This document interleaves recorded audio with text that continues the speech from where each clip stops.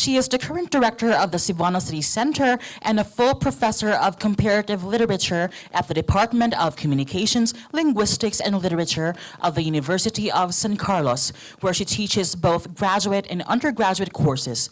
She was past chair of the Division of the Humanities of the National Research Council of the Philippines and the National Committee on Literary Arts of the National Commission for Culture and the Arts. A creative writer, she is a member of the Women in Literary Arts Cebu Incorporated, the Bathalanong Halad sa Dagang Incorporated, and the Mamugnaong Anak sa Dagang Incorporated. She currently serves as the Commissioner for the Cebuano Language of the Komisyon sa Wikang Filipino and is also a Commissioner of the Cultural and Historical Affairs Commission. She is a member of the Technical Committee on Literature of the Commission on Higher Education and the Editor-in-Chief of Tugkad, a literary and cultural studies journal. She works part-time in translation. Let us all give a round of applause for Dr. Hope Sabantanyu.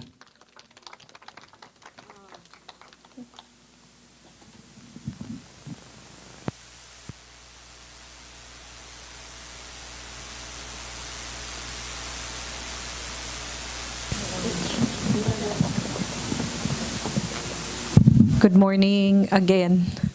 So, Potaheng Dila, language identity formation and creativity. So, next slide, please. This is module 4, grade 11 and grade 12 for, how do you call this? Both poetry and creative nonfiction, but basically creative nonfiction. So, the text that will be taken up here is are two poems by the Davao writer Agustin Pagusara, or famously known as Don Pagusara. And the supplementary text that we will be discussing in the classroom are We Are What We Eat, in the, which is an article or an essay from the House of Memory by Resil Mojares. And methods will be lecture with PowerPoint, presentation, group discussions, individual reflection, and creative writing. So approaches for this will be close reading and intertextuality. Next slide, please. So the objectives for this are related to the goal is to develop skills in reading literature, thinking and writing about literature, listening, and creative writing. It also is related to the goal of developing further the students' understanding through literature of Cebuanos, their relationships, values, and creativity. Next slide. So by the end of the lesson, the student should have identified the persona and described the situation in the poems, identified the poetry genre, its use of figures of speech, especially metaphor and allusion, and their connotations, and elaborated on how the interrelations amplify the poem's meaningfulness. And then applied the reading strategies in analyzing the poem, written or discussed his or her appreciation on the beauty of the language and style, and reflected in writing or in group discussion the importance of food and imagination in strengthening the soul through literature. Next slide, please. So the rationale is the richness of the 21st century Philippine literature can be seen in the writings of different languages. So actually, in the classroom, you can use different kinds of material, no? Used in the poetry of writers from the regions, because you can, depending on where you are in the Philippines, Agustin Pagusara is one of those poets who has prolifically been writing and publishing and has won several literary awards in poetry. And he is a founding member of the Davao Writers Guild. With Macario Tiu, he founded the Ateneo de Davao Writers Workshop. So we can give a background of the writer there. So the key concepts for poems and forms for understanding is identity formation, which refers to the psychological process that is culture and time and place specific, and also the poet's metaphoric expression of the dila or the tongue, because this has to do with taste. So in the development of the activity sequence, Next slide. We have here like you provide at least 30 minutes for the students to prepare the concepts of self-identity. So have them write when I was growing up, ages, no? Belonging to a sense of a community in the particular region of origin. And then the students are expected to organize into, like, depending on how many students you have, if it's a large class. So pwede na siya in a smaller class, in a group of 2 or 3, because like in my classroom, I only have like 10 students. And the professor will give instructions for the group discussions regarding the goal of the activity. And the students are supposed to share their specific food, the specific food of their places of or birth of origin or origin. It can be something iconic or traditional. Then for the teacher, so if you look at the table, you have there for the students, for the teacher, and also the learning resource material is there. So next slide.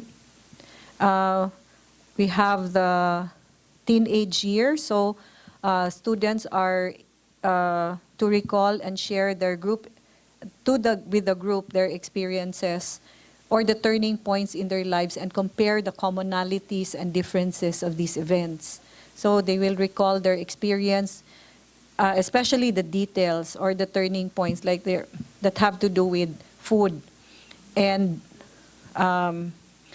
they're also read the assigned text at home because there are texts that will be assigned. Bring them to class, volunteer to read their passage choice and discuss why this resonate with them, because there's that supplementary text that I gave earlier. So the teacher will do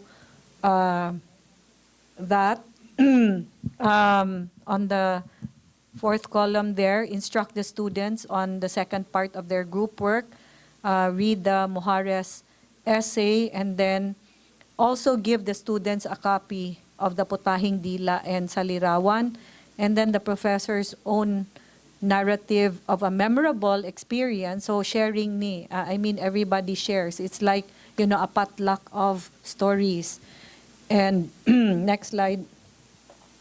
We have the art of creative nonfiction, talk about favorite food, about their individual experiences of memorable food, specifically related to place and time and what it means within the culture. And the students will write their creative nonfiction memoir of at least 4 pages, double-spaced, about this. And on the teacher naman, is expected to give the memoir writing activity by providing a short lecture on, writing the memoir. You have the theme, the obstacles, emotional beats, supporting stories, personal style. This will be highlighted, after which he collects the draft and will mark this na anay mga suggestions, okay? For the materials, you have the lecture notes and PowerPoint. And then, next slide, please. So, do the close reading of the 2 poems, and the students will take turns reading aloud their favorite lines and highlighting, oh, this is my favorite or what. I have the poems here.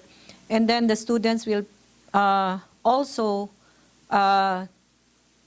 present their photographs or drawings of either from either points, the poems, what they get from there, like what Ma'am Joy did, like unsa ning infographic or something like that, other elements. So they will read out the lines that will connect to that. So actually the poems are here. Fast forward ko no sa poem Jao. So we have the poems. Sige pa, next slide. Here. So this is the poem with a translation already, yung Potaheng Dila. This is taken from the, contrapuntal collection of Agustin Pagusara. So it's not going to be difficult because there is a translation. And the other one is, next slide, this one, Salirawan, which is talking about coffee. And then, of course, this is the Gen Z, no, coffee. We can bring in, enrich the experience with the discussion of the painit or the puto and sikwate again. You know, like put, juxtapose this with that. So back to the slide. After taking turns with the photographs. And so next slide, the part 2. So savor the text, because you have all of that. You do a table of images. So it will enable the students to enjoy the imagery in the poem. So they will note that, encourage the students to augment their own language, and become more sensitive in their articulation. So they will gather again and either in the same group or not, and fill up the table of images and encourage the students to augment their language. So the teacher will provide a table of images, and the nonfiction drafts of the students will be returned so that they can do the revision. Because ideally, good, what the students write should be able to be carried across to other classrooms, to other activities. Kana bitang publishable quality. So we will encourage that. And then finally, we evaluate the learning experience to empower the students to construct their own rubric of evaluating the learning experience with the guidance of the professor, and this will empower them to do their self-assessment as well as experience assessing their peers. So they will construct with the guidance of the professor their own rubric. Unsaon man ni pag grade sa ilang experiences, because they write, they share, but of course you already do the grading also with the revisions and suggestions. So the teacher will guide the students in constructing their own rubric for doing their learning, for going through the learning experience, and evaluate each student's performance with the agreed upon rubric, and gather the students' self-assessment and peer assessment forms. Naapatay peer assessment, no? But you can actually do this like openly. So what do you think? So okay, mga friends man mo, so tagaan jud ninyo 100, no? Calculates the weight of the teacher evaluation with the self and peer assessment for each of the students' grade and module. So you have the PowerPoint slide and sample rubric. So that is all for the, for the teaching module. Thank you.